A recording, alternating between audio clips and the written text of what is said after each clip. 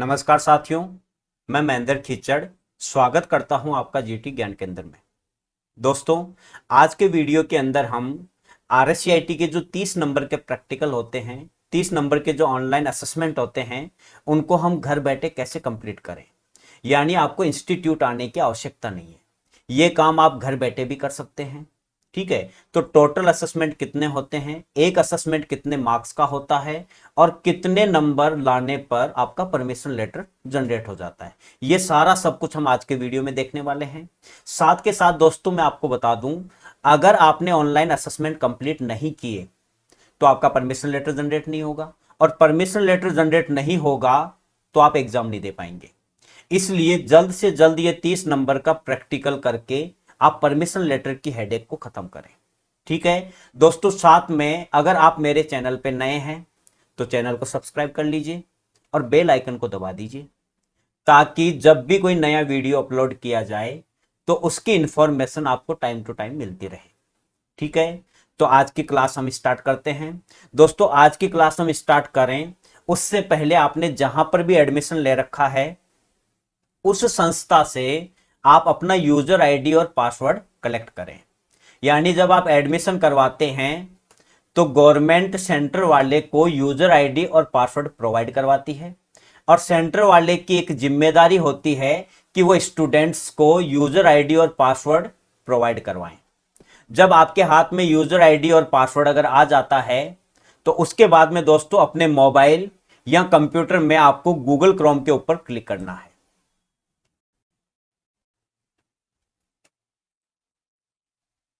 Google open होने के बाद गवर्नमेंट का जो सॉफ्टवेयर है वो आपको यहां पे टाइप करना है, और गवर्नमेंट का जो सॉफ्टवेयर है उसका नाम है आई लर्न। आई लर्न लिखकर आप एंटर की प्रेस करें। एंटर की जब आप प्रेस करोगे तो ऊपर ही ऊपर आपको एक लिंक मिलेगा जहां लिखा है आई लर्न और आगे लिखा हुआ है माई आरकेसीएल। इसके ऊपर आप क्लिक कर दें। जैसे ही आप इसके ऊपर क्लिक करेंगे तो आपके सामने एक ऐसा इंटरफेस देखने को मिलेगा।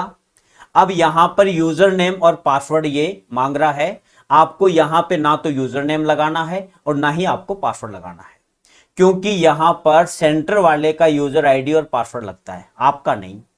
आप स्टूडेंट हैं, इसलिए आपको क्या करना है, लॉगिन एज का एक ऑप्शन मिलेगा, यहां पे आप क्लिक करें। और यहां पे क्लिक करने के बाद में 3 नंबर पे एक ऑप्शन मिलेगा आपको, लर्नर लॉगिन और पासवर्ड। इसके ऊपर आप क्लिक कर दें। समझ गए? अब यहां पर आपको लर्नर कोड लगाना है और नीचे आपको पासवर्ड लगाना है। ये लर्नर कोड और ये पासवर्ड जो आपने संस्था से प्राप्त किए हैं वो आपको देख देख के यहां पे लगाने हैं। ठीक है, फिलहाल मैंने क्या किया है, मैंने एक स्टूडेंट का आईडी और पासवर्ड यहां पे टाइप कर रखा है। समझ गए? तो यहां पर मैं तो कॉपी और पेस्ट करके यहां पे टाइप कर लूंगा, लेकिन आपको जब टाइप करें तो देख देख के आपको टाइप करना पड़ेगा। तो मैंने क्या किया, माउस के लेफ्ट बटन को मैंने दबा के रखा और मेरा जो लर्नर कोड है, यूजर आईडी है, उसको मैंने सेलेक्ट कर लिया। माउस का राइट क्लिक करके इसको आप कॉपी कर लें। कॉपी करने के बाद गूगल क्रोम के अंदर आके जो पहले से पासवर्ड दिखा रहा है, यूजर आईडी दिखा रहा है, उसको आप सेलेक्ट करके एक बार के लिए डिलीट कर दें, और उसके बाद यहां पे माउस का राइट क्लिक करके आप इसको पेस्ट कर दें। यूजर आईडी आ गया। अब नीचे आपको लगाना है पासवर्ड। तो पासवर्ड लगाने से पहले दोस्तों आपको 2 चीजें थोड़ी सी समझनी पड़ेगी, क्योंकि बच्चा अक्सर यहां पे गलती करता है। एक तो होता है हाइफन और एक होता है अंडर स्कोर। अब दोस्तों एक एग्जांपल देता हूं छोटा सा। मैंने यहां पे लिखा राम और यहां लिखा श्याम।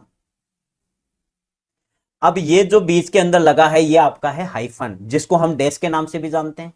ठीक है, और नीचे मैंने लिखा है राम और यहां लिखा है श्याम। तो ये जो नीचे वाला है वो आपका अंडरस्कोर है, जो आपका टेक्स्ट है उसके बेस पे लगाया जाएगा। समझ रहे हो? आपका जो टेक्स्ट लिखा हुआ है उसका जो बेस है वहां पे जो लगेगा वो आपका अंडरस्कोर है, और बिल्कुल बीच में जो लगेगा वो आपका हाइफन है, जिसे आप डैश के नाम से जानते हैं।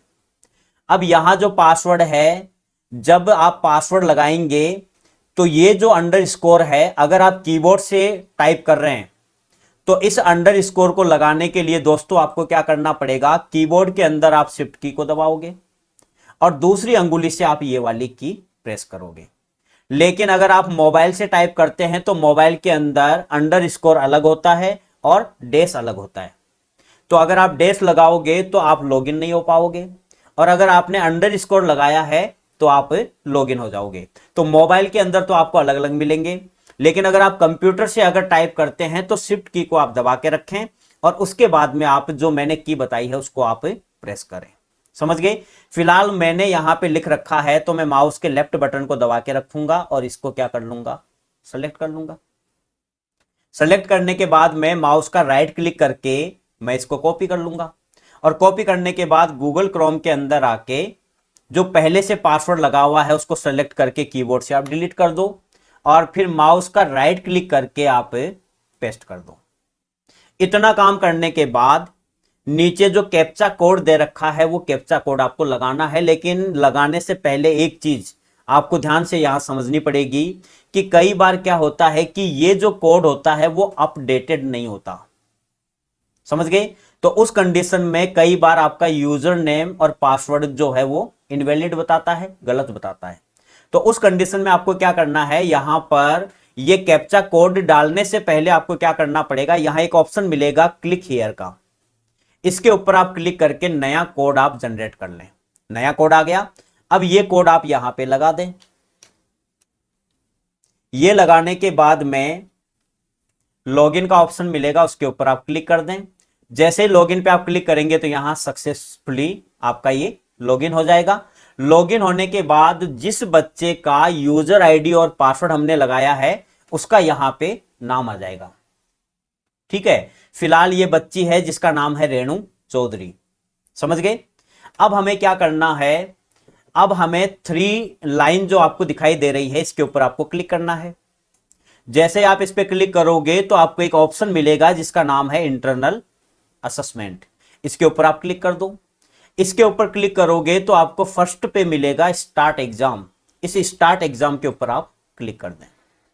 जैसे ही आप यहां पे क्लिक करेंगे तो एक ऐसा इंटरफेस आपके सामने आ जाएगा जहां पे लिखा हुआ है start online exam. Start online exam के ऊपर आपको क्लिक कर देना है, और जैसे ही आप क्लिक करोगे तो आपके पास में टोटल जो असेसमेंट है वो आपको देखने को मिलेंगे 15। अब यहां थोड़ा सा आपको समझना पड़ेगा कि टोटल असेसमेंट आपको मिलेंगे 15, एक असेसमेंट आपका होगा 2 नंबर का, तो 15 असेसमेंट अगर आप कंप्लीट करोगे तो 30 नंबर आपके प्राप्त हो जाएंगे। समझ गए? यानी कहने का मतलब यह है कि टोटल असेसमेंट आपको कितने मिलेंगे, 15। और इसके अंदर गवर्नमेंट की एक कंडीशन यह है कि एक दिन के अंदर आप एक ही कंप्लीट कर पाओगे। बहुत सारे बच्चों का ये क्वेश्चन होता है कि सर ये 15 असेसमेंट है, एक असेसमेंट के अंदर 10 क्वेश्चन आएंगे। ध्यान से समझना, एक असेसमेंट के अंदर 10 क्वेश्चन आएंगे तो 15 असेसमेंट में कंप्लीट करूंगा तो 150 क्वेश्चन मुझे करने पड़ेंगे, और 150 क्वेश्चन अगर मैं कंप्लीट कर दूंगा तो मेरे 30 में से 30 नंबर आ जाएंगे। अब बच्चा ये सोचता है कि ये रोग मैं एक ही दिन में काट दूं, ये रोग मैं 2 घंटे में ही काट दूं, खत्म कर दूं इनको। लेकिन आप तो 2 घंटे में खत्म करना चाहते हैं, लेकिन गवर्नमेंट की इसके अंदर बाउंडेशन है। बाउंडेशन ये है कि एक दिन के अंदर आप एक ही असेसमेंट कर सकते हैं, ठीक है, उससे ज्यादा नहीं। अब मैं आपको एक असेसमेंट कंप्लीट करके दिखाऊंगा, फिर आपको यह भी दिखाऊंगा कि मैं आज ही के दिन में दूसरा असेसमेंट भी करना चाहता हूं, और आपके सामने एक मैसेज आएगा जिसमें साफ साफ ये लिखा हुआ होगा कि भैया एक दिन के अंदर आप एक ही असेसमेंट कंप्लीट कर सकते हैं। समझ गए? तो यहां पर मैं पहला असेसमेंट जो है वो मैं आपको करके दिखाऊंगा, और पहला असेसमेंट जैसे मैं करूंगा ऐसा का ऐसा आपको बाकी जो बचे हुए असेसमेंट है वो आपको कंप्लीट करने हैं। ठीक है, तो यहां से आपको क्या करना है, असेसमेंट 1 पे आप क्लिक करें, और 1 पे क्लिक करने के बाद में यहां चेक ऑप्शन है, इसके ऊपर आप क्लिक कर दें।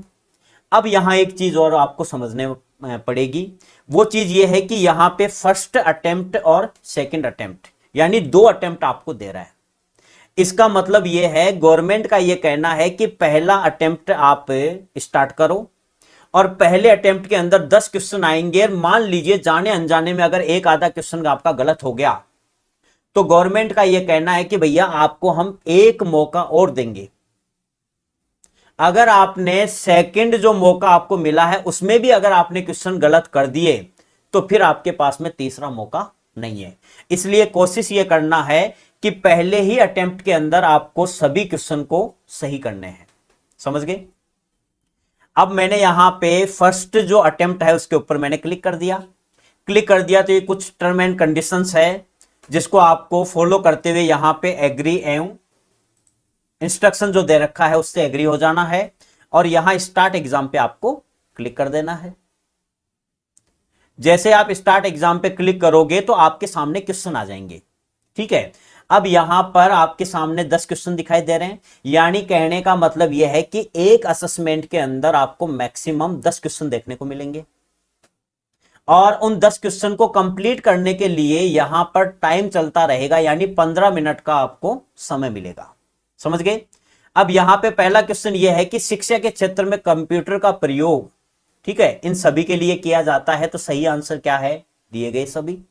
फिर आप इसको सेलेक्ट करके यहां से जैसे सेव एंड नेक्स्ट पे क्लिक करोगे तो यहां कलर चेंज हो जाएगा, यानी कहने का मतलब यह है कि मेरा पहला क्वेश्चन जो है वो सक्सेसफुली कंप्लीट हो चुका है। इसके बाद में सेकंड क्वेश्चन है कि प्रिंटर इनमें से किसका उदाहरण है, मतलब प्रिंटर जो है वो आपकी कौन सी डिवाइस है? Output device. फिर आप सेव एंड नेक्स्ट पे क्लिक कर दें। इसके बाद में स्टोरेज कैपेसिटी, परफॉर्मेंस और प्रोसेसिंग, इस मामले में सबसे शक्तिशाली कंप्यूटर कौन सा है? तो वो कहलाता है super computer. Save and next पे आप क्लिक कर दें। इसके बाद में यह है कि कंप्यूटर का घर में क्या काम है? तो बच्चों को पढ़ाना, सोशल मीडिया, ये सारे काम हो जाते हैं। तो सही आंसर है दिए गए सभी। सेव एंड नेक्स्ट पे क्लिक कर दें। इसके बाद में ये जो खाली जगह है इसको आपको फिल करना है, मतलब कंप्यूटर के प्रकार पूछ रहा है ये। तो एनालॉग होता है, डिजिटल होता है और हाइब्रिड होता है। तो सही आंसर हो जाएगा डिजिटल। इसके बाद सेव एंड नेक्स्ट पे क्लिक कर दें। पहली जनरेशन का कंप्यूटर का कंपोनेंट वो है वैक्यूम ट्यूब एंड वाल्व्स। इसके बाद में ये जो कंप्यूटर है ये कौन सा है? ये है main frame computer. Save and next पे क्लिक कर दें। इसके बाद में सॉफ्टवेयर के प्रकार कौन से होते हैं? सिस्टम सॉफ्टवेयर और application software. Save and next पे क्लिक कर दें। इसके बाद में खाली स्थान को आप भरें। Micro computer, mini computer, super computer और यहां आता है मेन फ्रेम कंप्यूटर। इसके बाद में कंप्यूटर सिस्टम की विशेषता नहीं है, विशेषता इसके अंदर यह है कि सोचने की क्षमता नहीं होती कंप्यूटर में।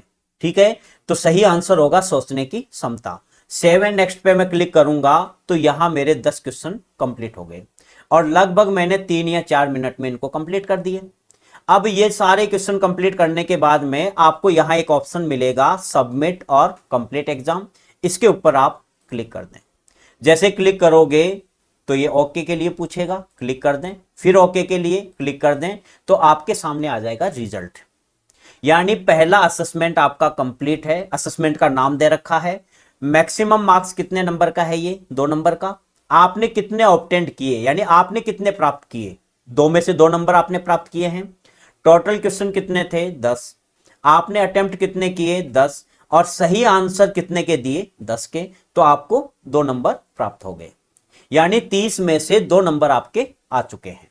यहां से आप क्लोज कर दें। क्लोज करने के बाद में अब हमारा क्वेश्चन यह है कि सर आज ही के दिन में दूसरा भी कर लूं, है ना? पहला तो मैंने कर ही लिया और मैं दूसरा और कर लूं।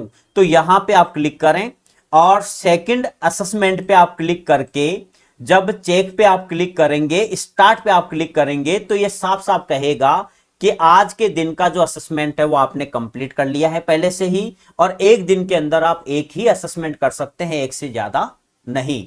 अगर आपको सेकंड असेसमेंट करना है तो अगले दिन का इंतजार आपको करना पड़ेगा, यानी सेकंड असेसमेंट आप कल की डेट में कर सकते हैं, आज की डेट में नहीं हो पाएगा। समझ गए? इसके बाद में दोस्तों क्या होता है कि कई बार क्या होता है हम 10 या 11 असेसमेंट कंप्लीट कर लेते हैं और बीच में 2-3 दिन का हम गैप दे देते हैं और उसके बाद में हमें यह पता नहीं होता कि हमने कितने असेसमेंट कर दिए और कितने हमारे पेंडिंग है। तो इसके लिए दोस्तों आपको करना क्या पड़ेगा, इस 3 डॉट के ऊपर आप फिर से क्लिक करें और इंटरनल असेसमेंट के ऊपर आप क्लिक कर दें तो यहां पर आपको मिलेगा एग्जाम रिजल्ट। इसके ऊपर जब आप क्लिक करोगे तो सारी इंफॉर्मेशन आपको बता देगा, ठीक है, कि आपका इंटरनल टोटल जो मार्क्स है वो 30 नंबर है, आपने कितने प्राप्त किए हैं, 2 नंबर, और आपका पहला असेसमेंट कंप्लीट हुआ है और उसमें आपने 2 में से 2 मार्क्स प्राप्त किए हैं।